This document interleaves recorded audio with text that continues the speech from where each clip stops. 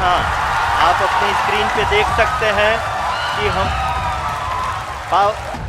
Lander module पूरी तरह से सेफली और सॉफ्टली चंद्रमा के सतह पे लैंड हो चुका है।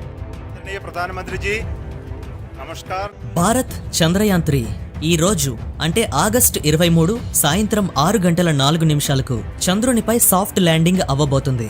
దీనికోసం భారతదేశమే కాదు యావత్ ప్రపంచం ఎదురు చూస్తుంది. ఇప్పటి వరకు ఏ దేశం కూడా చంద్రుని యొక్క దక్షిణ ధ్రువం వైపుకు తన మూన్ మిషన్ను పంపించినా సక్సెస్ కాలేకపోయాయి. అయితే 2019లో మన చంద్రయాన్ 2 మిషన్ను ఇస్రో చంద్రుని మీదకు పంపించింది. కానీ ఇది మూన్ పై సాఫ్ట్ ల్యాండింగ్ చేయలేకపోయింది. అండ్ రీసెంట్గా లూనా 25 విషయంలో కూడా ఇదే జరిగింది. కానీ ఇప్పుడు మన భారత్ చంద్రయాన్ 3 చరిత్రను తిరగరాయబోతుంది. అండ్ ప్రతి భారతీయుడు గర్వించదగ్గ అంశం ఇది. కానీ ఈ ప్రయత్నాల వెనుక ఎన్నో అవమానాలు, ఎంతో మంది కృషి, ఎందరో మహనీయుల రీసెర్చ్ దాగి ఉంది. అయితే ఈ వీడియోలో అసలు మన ఇస్రో సైకిల్ పై రాకెట్స్ ను తీసుకువెళ్లే స్థాయి నుంచి ఎవ్వరూ అందనంత స్థాయికి ఎలా చేరుకుంది? 2019లో చంద్రయాన్ 2 క్రాష్ ల్యాండింగ్ అయిన తర్వాత ఇతను పడిన బాధను చూసి భారతీయులందరి కళ్ళలోనూ నీళ్లు తిరిగాయి. అసలు ఇంతకీ ఈయన ఎవరు? అలానే మన చంద్రయాన్ 3 సక్సెస్ అయిన తర్వాత మన ఇస్రో మరొక 2 భారీ ప్రాజెక్టులు చేయబోతుంది. అది Chandrayaan 4 and Aditya L1 machine. ఇది ఏకంగా సూర్యున్నే గెలవబోతుంది. అయితే ఫ్రెండ్స్, ఈ వీడియోలో వీటన్నింటి గురించి కంప్లీట్ గా తెలుసుకునే ప్రయత్నం చేద్దాం. సో ఫుల్ గా చూడండి, వీడియో మీకు తప్పకుండా నచ్చుతుంది. ఈ రోజు భారతదేశం నుంచి శాటిలైట్స్ ఆకాశంలోకి వెళ్తున్నాయంటే దాని క్రెడిట్ పూర్తిగా ప్రముఖ అంతరిక్ష శాస్త్రవేత్త అయిన సతీష్ ధావన్ గారికి కూడా దక్కుతుంది. నిజానికి ఇతని లీడర్షిప్లోనే భారతదేశం మొట్టమొదటిసారిగా లాంచింగ్ వెహికల్ను తయారు చేయడంలో సక్సెస్ అయింది. అంతేకాదు ఇతన్ని భారతదేశం యొక్క స్పేస్ ప్రోగ్రామ్స్కు పునాదిరాయిగా కూడా చెప్పొచ్చు. కాబట్టి ఈ వీడియోలో మనం భారతదేశం యొక్క గొప్ప శాస్త్రవేత్తల్లో ఒకరైన సతీష్ ధావన్ గారి గురించి తెలుసుకుందాం. జూలై 14 భారతదేశానికి ఒక చారిత్రాత్మకమైన రోజు. ఎందుకంటే ఆ రోజే ఆంధ్రప్రదేశ్లోని శ్రీహరికోటలో ఉన్న సతీష్ ధావన్ స్పేస్ సెంటర్ నుంచి చంద్రయాన్ 3ను లాంచ్ చేశారు. అండ్ ఈ రోజు ఈ వార్త ప్రతి ఒక్క భారతీయుడికి కూడా తెలుసు. అయితే ఇక్కడ మరొక ముఖ్యమైన పేరు గురించి తెలుసుకోవడం చాలా అవసరం. అదే స్పేస్ సెంటర్ పేరు. అవును, సతీష్ ధావన్ స్పేస్ సెంటర్. నిజానికి ఈ పేరు ఒక శాస్త్రవేత్తది. ఎవరైతే భారతదేశం యొక్క స్పేస్ ప్రోగ్రామ్స్ కోసం ఇనీషియల్ స్టేజ్లో ఎంతో కష్టపడ్డారో. సతీష్ ధావన్ గారు సెప్టెంబర్ 25, 1920న శ్రీనగర్లో జన్మించారు. ఇతని తండ్రి ఒక జడ్జ్. సతీష్ ధావన్ గారు తన చదువు మొత్తాన్ని లాహోర్లోని కంప్లీట్ చేశారు. అంతేకాదు ఇతను ఫిజిక్స్, మ్యాథమెటిక్స్, లిటరేచర్తో పాటు మెకానికల్ ఇంజనీరింగ్లో కూడా డిగ్రీను పూర్తి చేశారు. ఎందుకంటే 1930s, 1940s ఆ టైంలో లాహోర్లో విద్యకు ఉన్నాయి. అంతేకాదు ధావన్ను ఇస్రోలో ఆక్టోపస్ అనే పేరుతో పిలిచేవారు. ఎందుకో తెలుసా? ఇతను ఒకే టైంలో ISRO and IISc Indian institute of సైన్స్లో ఈ 2 ఆర్గనైజేషన్స్ కు కూడా హెడ్గా పనిచేసేవారు. 1951లో సతీష్ ధావన్ అమెరికాలో తన చదువులను పూర్తి చేసి ఇండియాకు తిరిగి వచ్చారు. అండ్ ఇప్పుడు తనకు దేశంలో కొత్త ఇంజనీర్స్కు శిక్షణ ఇచ్చే బాధ్యతను అప్పగించారు. అందులో భాగంగా ఇతను ఇండియన్ ఇన్స్టిట్యూట్ ఆఫ్ సైన్స్ IIScలో తన టీచింగ్ను మొదలుపెట్టాడు. ఇక్కడ అతను తన స్టూడెంట్స్కు ఏరోనాటిక్స్ గురించి నాలెడ్జ్ను అందించడం కోసం షేక్స్పియర్ యొక్క సూక్తులను ఉపయోగించేవాడు. అంతేకాదు ధావన్ యొక్క టీచింగ్ స్టైల్ కూడా చాలా యూనిక్గా ఉండేది. ఇతను పక్షులను ఎగ్జాంపుల్గా తీసుకొని విమానం ఎలా ఎగురుతుందో ఎక్స్ప్లెయిన్ చేసేవాడు. అందుకే అతనికి ఇన్స్టిట్యూట్లో ద బర్డ్ మ్యాన్ అని కూడా పిలిచేవారు. ధావన్ యొక్క ఎడ్యుకేషనల్ జర్నీలో మ్యాథ్స్ ఇంకా ఫిజిక్స్లో PhD కూడా సంపాదించారు. అది అతన్ని ఫర్దర్ స్టడీస్ కోసం అలహాబాద్ యూనివర్సిటీకి దారితీసింది. అక్కడ ఒక ఇంటర్వ్యూలో భాగంగా ఇతనికి ఒక గ్రాఫ్ ఇచ్చారు. అండ్ ఆ గ్రాఫ్లో కొన్ని లైన్స్ యొక్క పేర్లను చెప్పాలి. సతీష్ ధావన్ గారు వెంటనే సమాధానం ఇవ్వటానికి బదులుగా ఇంటర్వ్యూవర్ను అయోమయంలో పడేస్తూ ఒక్క క్షణం మౌనంగా ఉండిపోయాడు. అక్కడ ఉన్న వాళ్ళంతా ధావన్కు దానికి ఆన్సర్ తెలియదేమో అనుకున్నారు. కానీ ఆ తర్వాత అతను గ్రాఫ్ను తిప్పి చూపించి ఈ గ్రాఫ్ను బుక్ నుంచి కాపీ చేసేటప్పుడు రివర్స్లో కాపీ చేశారు అని చెప్పాడు. ధావన్ యొక్క ఈ సమాధానం అక్కడ ఉన్న వాళ్ళందరినీ ఆశ్చర్యపోయేలా చేసింది. అలా ఈ ఇన్సిడెంట్తో అతని నాలెడ్జ్పై తనకు ఉన్న కాన్ఫిడెన్స్ మనకు క్లియర్గా అర్థమవుతుంది. నిజానికి అదే కాన్ఫిడెన్స్ భవిష్యత్తులో భారతదేశాన్ని స్పేస్ రీసెర్చ్లో మరింత ముందుకు తీసుకెళ్లింది కూడా. అలా 1971లో సతీష్ ధావన్ గారు IIScలో తన స్థానం నుంచి బ్రేక్ తీసుకున్నాడు. అండ్ తర్వాత తన రీసెర్చ్ వర్క్ కోసం కాలిఫోర్నియా ఇన్స్టిట్యూట్ ఆఫ్ టెక్నాలజీకి తిరిగి వెళ్ళాడు. అదే టైంలో ఒక ముఖ్యమైన ఇన్సిడెంట్ జరిగింది. 30th డిసెంబర్ 1971 విక్రమ్ సారాభాయ్ మరణించారు. ఇది దేశాన్ని, ముఖ్యంగా దేశం యొక్క స్పేస్ ప్రోగ్రామ్స్ను దిగ్భ్రాంతికి గురిచేసింది. ఎందుకంటే అప్పటి వరకు ఇస్రో డైరెక్టర్గాను అండ్ ప్రైమ్ మినిస్టర్కు సైంటిఫిక్ అడ్వైజర్గా పనిచేసిన సారాభాయ్ ఇప్పుడు లేరు. దీంతో సారాభాయ్ స్థానాన్ని భర్తీ చేసేందుకు సెర్చింగ్ మొదలైంది. అందరి మనసులో సతీష్ ధావనే ఈ స్థానానికి సరైన వ్యక్తి అని అనుకున్నప్పటికీ ఇక్కడ ఒక ప్రాబ్లం ఉంది. అదేంటంటే సతీష్ ధావన్ కు గతంలో కూడా council of scientific research and CISR కు డైరెక్టర్ జనరల్ గా పనిచేయటం కోసం అండ్ డిఫెన్స్ మినిస్టర్ కు అడ్వైజర్ గా ఉండటానికి కొన్ని ఆఫర్స్ వచ్చాయి. కానీ వాటన్నింటినీ కూడా సతీష్ ధావన్ గారు రిజెక్ట్ చేశారు. దాంతో ఇప్పుడు ఈ పదవిని అసలు ఈయన స్వీకరిస్తారా లేదా అనే సందేహం అందరిలో ఉంది. మొదట్లో ఈ ఆఫర్ను సతీష్ ధావన్ గారు రిజెక్ట్ చేశారు. దీంతో అప్పటి ప్రైమ్ మినిస్టర్ అయిన ఇందిరాగాంధీ గారు కూడా చాలా బాధపడ్డారు. అయితే తర్వాత మాత్రం కొన్ని కండిషన్స్ ను పెట్టి ఆ కండిషన్స్ ను ఒప్పుకుంటే మాత్రమే ధావన్ కు ఆ బాధ్యతలు తీసుకుంటారు అని చెప్పారు. దీనిలో భాగంగా సతీష్ ధావన్ గారు 3 కండిషన్స్ పెట్టారు. ఫస్ట్ది అతను IISc డైరెక్టర్ గా కొనసాగుతాడు. రెండవది స్పేస్ మిషన్ యొక్క హెడ్ క్వార్టర్స్ అహ్మదాబాద్ నుంచి బెంగళూరుకు మార్చాలి. మూడవది అతను తిరిగి వచ్చే ముందు అమెరికాలో తన రీసెర్చ్ను పూర్తి చేసిన తర్వాతే వస్తాను అని. ఇందిరాగాంధీ గారు ఈ అన్ని కండిషన్స్ను ఒప్పుకున్నారు. దాంతో 1972లో సతీష్ ధావన్ ఇస్రో డైరెక్టర్గా బాధ్యతలు చేపట్టారు. ధావన్ గారు తన పదవీ కాలం అంతా ఇండియా యొక్క స్పేస్ మిషన్లో పాల్గొన్న ప్రతి శాస్త్రవేత్తకు ఎంతో సపోర్ట్ను అందించాడు. కొత్త కొత్త ప్రయోగాలు చేయమని ప్రోత్సహించేవాడు. ఇతను ఎప్పుడూ కూడా ఇస్రో యొక్క అటామిక్ రీసెర్చ్ నుంచి భిన్నంగా ఉండటానికి ప్రయత్నించేవాడు. అండ్ ఇతను హెడ్ ఆఫీస్ను బెంగళూరుకు షిఫ్ట్ చేయమనటానికి కూడా కారణం ఎటువంటి గవర్నమెంట్ అఫీషియల్స్ యొక్క ప్రెషర్ కూడా తన స్పేస్ మిషన్ పై ఉండకూడదు అని. అంతేకాదు ఇతను తన స్పేస్ మిషన్లో భాగంగా ఎంతో మంది శాస్త్రవేత్తలను పరిచయం చేశాడు. అందులో ఒకరే డాక్టర్ APJ అబ్దుల్ కలాం గారు కూడా. నిజానికి కలాంను మిసైల్ మ్యాన్గా మార్చింది కూడా ఈయనే. అంతెందుకు, కలాం గారే ఒకసారి ధావన్ యొక్క లీడర్షిప్ స్కిల్స్ గురించి చెప్తూ ఒక ఇన్సిడెంట్ను చెప్పారు. అదేంటంటే 10th ఆగస్ట్ 1989 SLV-3తో పాటు 40 కిలోల శాటిలైట్ లాంచ్కి సిద్ధంగా ఉంది. అయితే సరిగ్గా ఈ శాటిలైట్ను లాంచ్ చేయడానికి ముందు కంప్యూటర్ టెక్నికల్ ప్రాబ్లం కారణంగా దాన్ని రద్దు చేయమని మెసేజ్ వచ్చింది. ఇప్పుడు డెసిషన్ కలాం గారు తీసుకోవాలి. అయితే కలాం రిస్క్ చేయాలి అనుకున్నారు. దీంతో ప్రాబ్లం ఉన్నప్పటికీ లాంచ్ను కొనసాగించాలి అనుకున్నారు. అయితే దురదృష్టవశాత్తు రాకెట్ టేకాఫ్ అయిన కొద్దిసేపటికే క్రాష్ అయింది. మీడియా మొత్తం కలామే ఫెయిల్యూర్కి కారణం అని విమర్శించింది. అయితే సతీష్ ధావన్ గారు మాత్రం మీడియా ముందుకు వచ్చి ఆ మిషన్ ఫెయిల్యూర్కు పూర్తి రెస్పాన్సిబిలిటీ తనదే అని ఆయన మీద వేసుకున్నాడు. అండ్ తన టీంపై తనకు పూర్తి నమ్మకం ఉందని, ఈ మిషన్లో తప్పకుండా సక్సెస్ అవుతామని చెప్పాడు. అండ్ ఈ ఇన్సిడెంట్ అప్పటి నుంచి జూనియర్ సైంటిస్టుల్లో మరింత ఆశ అండ్ ధైర్యాన్ని నింపింది. చివరికి 18th జూలై 1980లో మరొకసారి మిషన్ను లాంచ్ చేశారు. ఈసారి మిషన్ సక్సెస్ఫుల్ అయింది. అంతేకాదు 1984 వరకు ధావన్ ఇస్రో డైరెక్టర్గా పనిచేశాడు. అండ్ ఈ టైం పీరియడ్లో remote sensing, INSAT, PSLV and IRS వంటి సిస్టమ్స్ను కూడా తయారు చేశారు. అంతేకాదు ఈ టైంలోనే ఇండియా వరల్డ్లోనే one of the leading space ఏజెన్సీస్గా మారింది. అంతేకాదు ఇతను ఎప్పుడూ కూడా డబ్బు కోసం పనిచేయలేదు. ఎందుకంటే ఇండియన్ స్పేస్ ప్రోగ్రామ్స్ కోసం ప్రతి పైసా కూడా ఇండియాకు అవసరమని అతను భావించేవాడు. అందుకే అప్పట్లో కేవలం ఈయన ₹1 జీతంగా తీసుకొని ఇస్రో కోసం పనిచేశాడు. ఆఖరికి 3rd జనవరి 2002లో సతీష్ ధావన్ గారు మరణించారు. అయితే ఇతను మరణించిన తర్వాత ఆయన సేవలకు గాను పద్మభూషణ్, పద్మవిభూషణ్ వంటి పురస్కారాలు కూడా దక్కాయి. అంతేకాదు అతని సేవలకు గుర్తుగా ఆంధ్రప్రదేశ్లోని శ్రీహరికోటలో శాటిలైట్ లాంచ్ సెంటర్కి ఇతని పేరును పెట్టి ప్రొఫెసర్ సతీష్ ధావన్ స్పేస్ సెంటర్గా మార్చారు.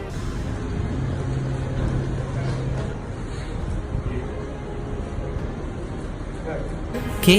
శివన్ గారు. ఎస్, మనం ఆయన గురించే మాట్లాడుకుంటున్నాము. ఈయన ఇస్రో మాజీ చీఫ్. మీకు గుర్తుందా 2019లో విక్రమ్ ల్యాండర్తో పరిచయం ఏర్పడిన ఈ దృశ్యం ఎప్పుడు చూసినా సరే చాలా బాధగా అనిపిస్తుంది. ఆ టైంలో ఇతన్ని ప్రధాని మోదీ గారు కూడా కౌగిలించుకొని ఓదార్చారు. ఇదంతా చూస్తుంటే K. శివన్ గారు ఆ టైంలో చంద్రయాన్ 2 కోసం ఎంత ఎక్కువగా కష్టపడి ఉంటారో మనం క్లియర్గా అర్థం చేసుకోవచ్చు. ఈరోజు చంద్రయాన్ 3 ప్రయాణం ఇక్కడి దాకా వచ్చిందంటే దీని వెనుక కారణం చంద్రయాన్ 2 ఫెయిల్యూర్ దాగి ఉందని మనం ఖచ్చితంగా గుర్తు చేసుకోవాలి. ఇంకొన్ని రోజుల్లో చంద్రయాన్ 3 సక్సెస్ఫుల్గా తన పనిని పూర్తి చేసి 100% భారతదేశాన్ని గర్వించేలా చేస్తుంది. అయితే ఈలోపు ఈ వీడియోలో నేను మీకు కె శివన్ గారి ఇన్స్పిరేషనల్ స్టోరీ గురించి చెప్పబోతున్నాను. మీరు ఇప్పటి వరకు ఎంతో మంది జీవితాలను గురించి వినే ఉంటారు, కానీ కె శివన్ గారి చిన్నప్పటి కష్టాల గురించి వింటే మీరు ఖచ్చితంగా మీ కళ్ళలోంచి నీళ్ళు వస్తాయి. ఈ స్టోరీ విన్న తర్వాత మీ లోపల ఉన్న వ్యక్తి మిమ్మల్ని వెతకటం ప్రారంభిస్తాడు. సాధారణంగా మనం లైఫ్లో చిన్న చిన్న ప్రాబ్లమ్స్ కారణంగా మన గోల్ను ఎక్కడో వదిలేస్తాం.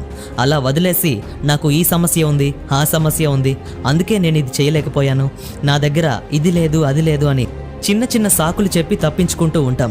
కానీ మీకు తెలుసా, కె శివన్ గారు ఒకప్పుడు మామిడి పళ్ళు అమ్మేవారు అని. కానీ ఈరోజు ఇంత గొప్ప స్థాయికి ఎలా వెళ్ళగలిగారు? అండ్ అతను ఇస్రో చీఫ్ పోస్ట్ పదవి నుంచి కూడా రిజైన్ చేశారు. అయితే ఒక మామిడి పళ్ళు అమ్మే వ్యక్తి నుంచి ఇస్రో చీఫ్ అయిన కె శివన్ గారి గురించి, ఆయన పోరాటాల గురించి ఇప్పుడు మనం తెలుసుకుందాం. ఈయన పేరు కె శివన్, అంటే కైలాస్ వడియు శివన్. ఈయన మన భారతదేశాన్ని స్పేస్ రేస్లో మిగతా దేశాల కంటే ముందు లైన్లో ఉంచాడు. తన ల్యాండర్ను కూడా చంద్రునిపైకి చేర్చడానికి ధైర్యం చూపించాడు. నిజానికి చంద్రునిపై ఇలాంటి డార్క్ ఏరియా వైపు చైనా తప్ప ఏ కంట్రీ కూడా వెళ్ళలేకపోయింది. కానీ కె శివన్ గారు ఈ రిస్క్ చేయడానికి ముందుకొచ్చారు. ఒక విధంగా ఇస్రోను విజయ శిఖరాలకు చేర్చిన వ్యక్తి కె శివన్ గారు. కానీ అతని జీవితం ప్రారంభంలో ఎన్నో కష్టాలు ఉండేవి. నిజానికి ఈయన ఏప్రిల్ 14, 1957న విలైలోని సరసల్లాలో జన్మించాడు. అది కన్యాకుమారి దగ్గర ఉంది. పైగా అతని కుటుంబం చాలా పేద కుటుంబం. అతన్ని చదివించటానికి కూడా వాళ్ళ అమ్మా నాన్నల దగ్గర డబ్బు ఉండేది కాదు. తన ప్రాథమిక విద్యాభ్యాసం అంతా కూడా వాళ్ళ గ్రామంలో ఉన్న ప్రభుత్వ పాఠశాలలో ప్రారంభించాడు. అలా ఆ పాఠశాలలో 8వ తరగతి వరకు చదివాడు. ఆ తర్వాత పై చదువుల కోసం గ్రామం నుంచి బయటకు వెళ్లాల్సి వచ్చింది.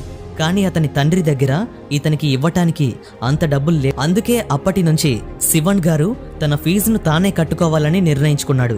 దీనికోసం శివన్ గారు తన తండ్రితో కలిసి మామిడి తోటలో పనిచేసేవాడు.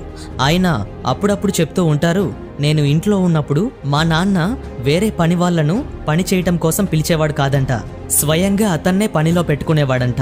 కాలేజీ చదివే రోజుల్లో కూడా శివన్ గారు తన ఊరిలోనే ఉంటూ ఒక పక్క చదువుకుంటూ వాళ్ళ ఫాదర్కు పొలం పనుల్లో హెల్ప్ కూడా చేసేవారు. అంతేకాకుండా అక్కడి మామిడి పళ్ళను దగ్గరలో ఉన్న మార్కెట్కు తీసుకువెళ్ళి అమ్మేవారు కూడా. ఈ విధంగా ఆయన ఫీజులు తానే కట్టుకునేవాడు.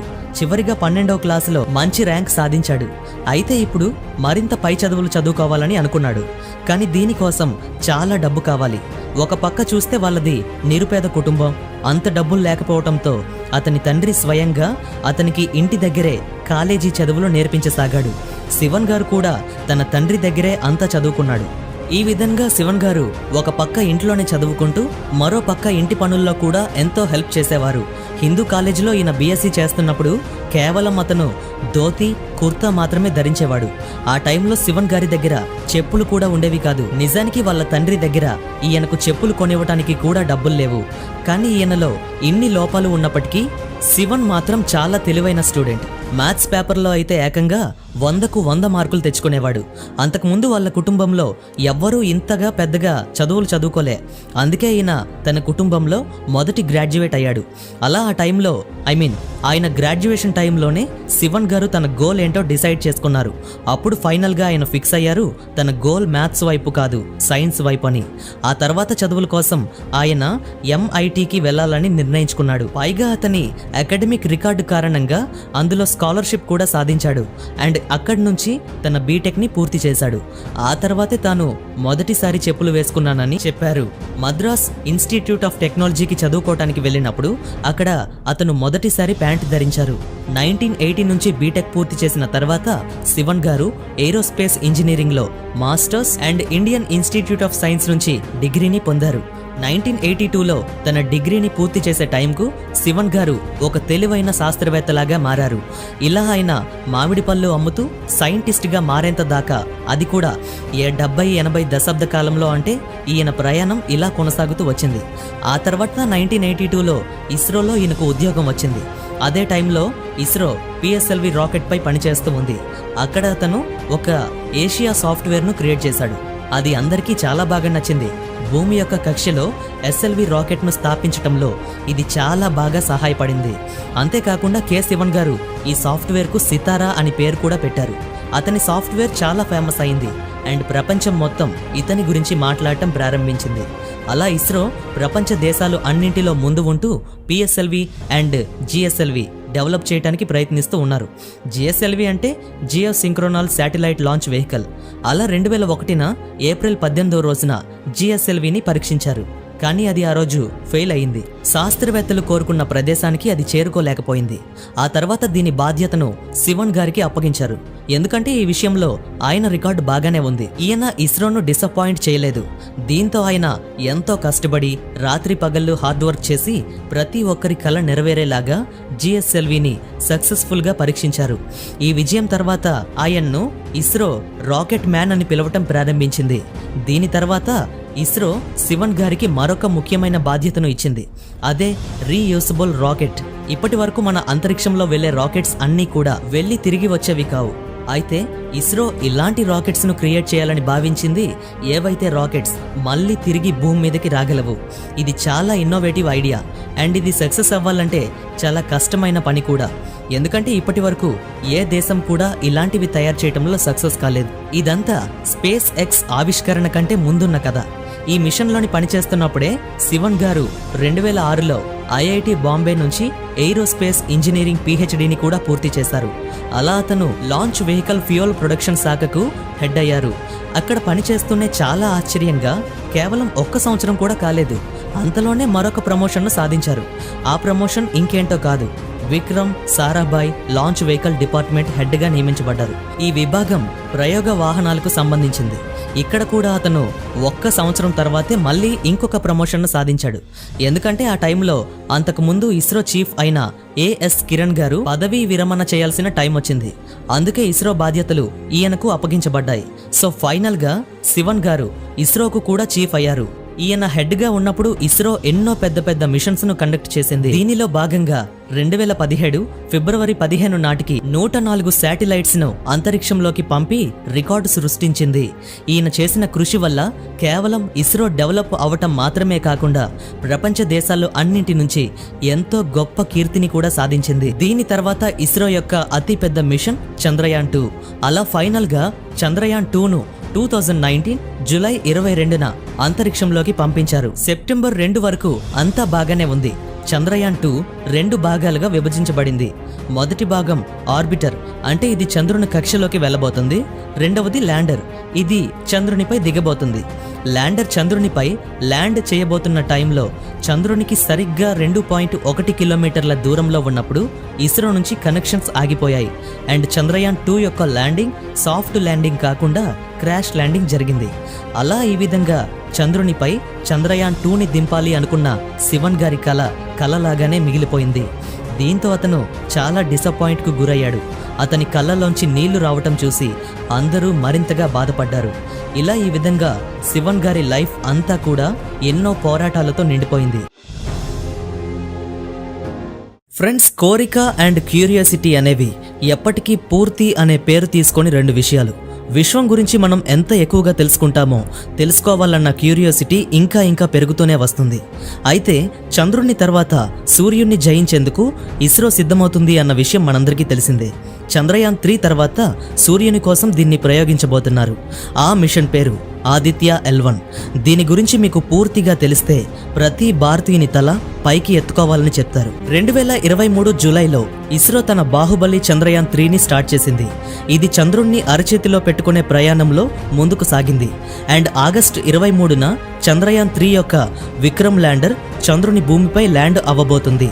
అన్ని సవ్యంగా జరిగితే దీని తర్వాత సరిగ్గా 3 రోజుల తర్వాత గత 15 ఏళ్లుగా సూర్యుని కోసం ఇస్రో సిద్ధం చేస్తున్న ఆదిత్య L1 అనే సన్ షిప్ ను ప్రయోగించబోతున్నారు.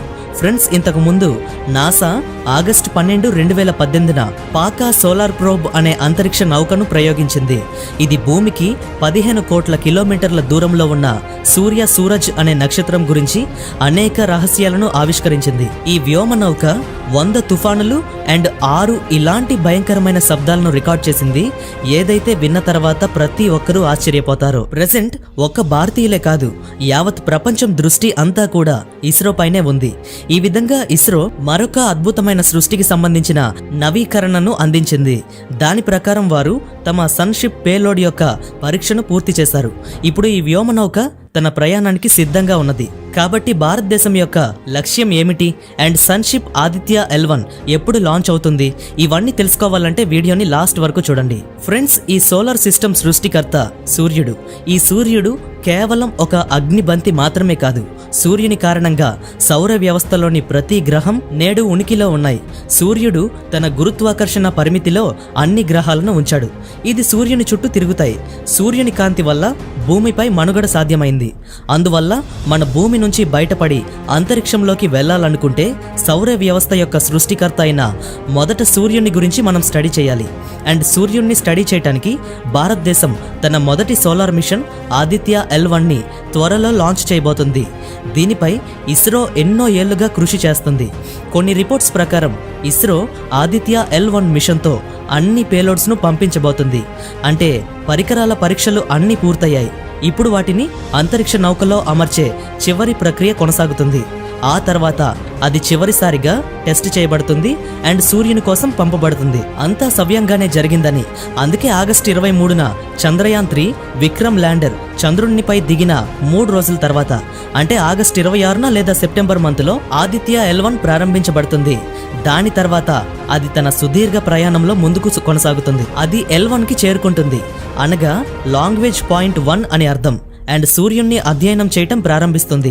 మనం ఈ మిషన్ వివరాల గురించి మాట్లాడినట్టయితే ఆదిత్య L1 మిషన్ కోసం సంస్కృత పదం ఆదిత్య అనే పేరును ఉపయోగించారు. ఆదిత్య అంటే సంస్కృతంలో సూర్యుడు అని అర్థం. అండ్ L1 అంటే లాంగ్వేజ్ పాయింట్ 1 అని అర్థం. సూర్యుణ్ణి అధ్యయనం చేయటానికి దానిని ఉంచే ప్రదేశం. అంతరిక్షంలో సూర్యుడు అనేక నక్షత్రాలలో ఒక నక్షత్రం.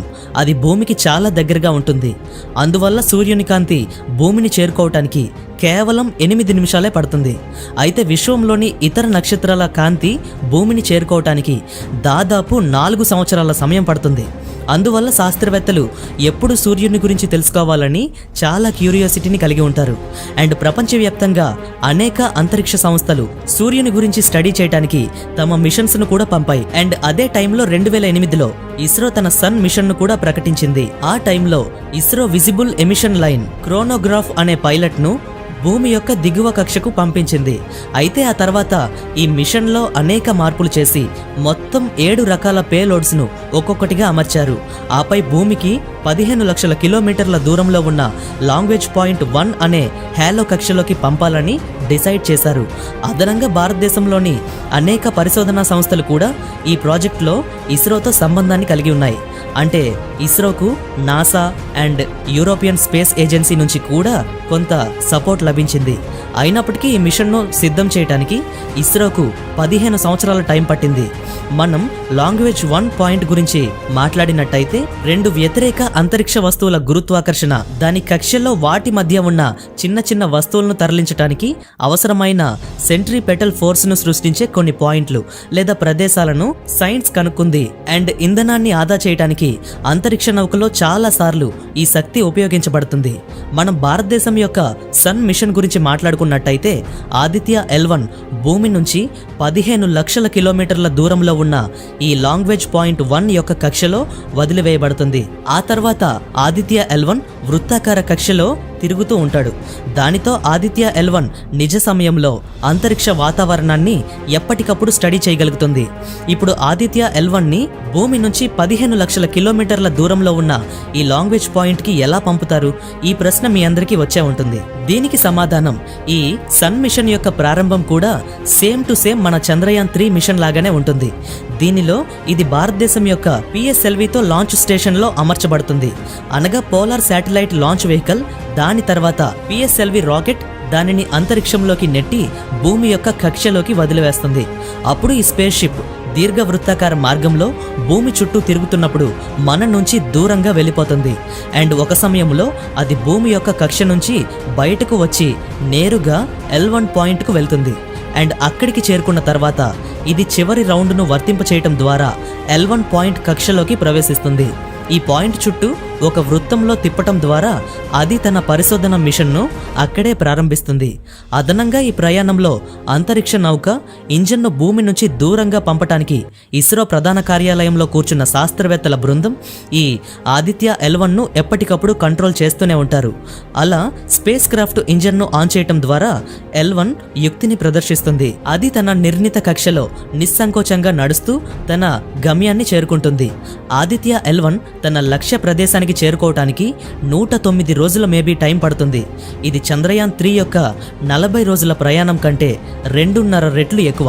అయితే ఇక్కడ గమనించాల్సిన విషయం ఏంటంటే చంద్రుడు భూమికి దాదాపు 3,84,400 కిలోమీటర్ల దూరంలో ఉండగా ఈ పాయింట్ మాత్రం 15 లక్షల కిలోమీటర్ల దూరంలో ఉంది.